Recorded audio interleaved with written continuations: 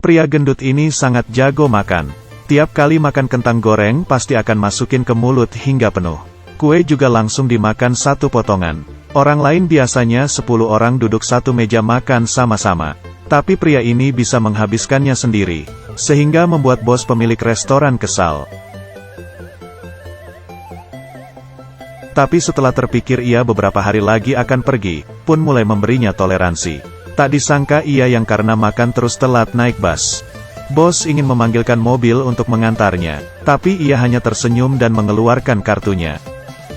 Bos pun langsung menangis tanpa air mata. Suatu hari ia berjalan di pantai, tiba-tiba melihat orang yang sedang berkerumunan. Ia yang penasaran pun pergi melihat, dan menyadari seekor gurita yang terperangkap jaring. Ia yang berbaik hati segera menolong gurita tersebut. Dan gurita itu kembali ke laut dan mengucapkan terima kasih dengan bahasanya. Keduanya seperti memiliki suatu komunikasi. Sejak itu sang pria pun semakin kuat makan dan memiliki kemampuan yang ajaib. Cara makannya menarik perhatian orang-orang sekitar, membuat seorang paman kesal.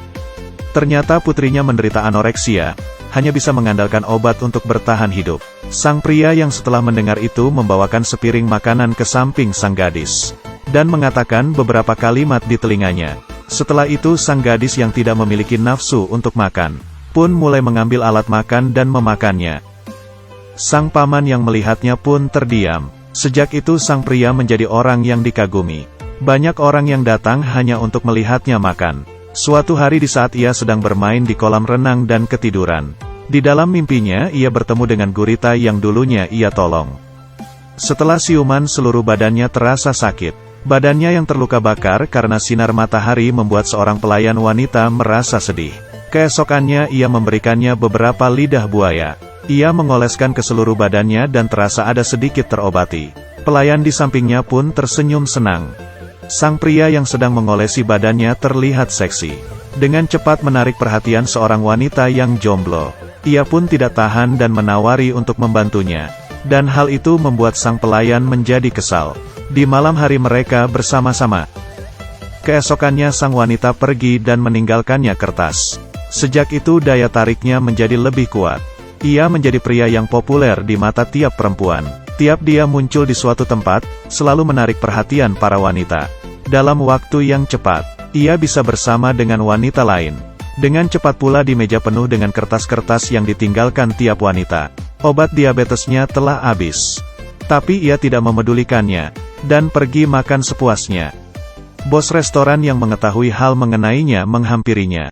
Tapi sang pria hanya diam saja dan tidak memedulikannya. Hari itu di tepi pantai ia melihat seekor gurita lagi.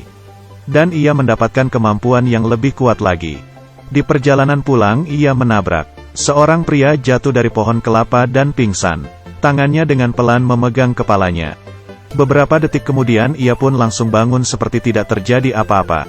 Informasi ini pun menyebar. Semuanya mencarinya untuk mengatakan keluh kesah mereka.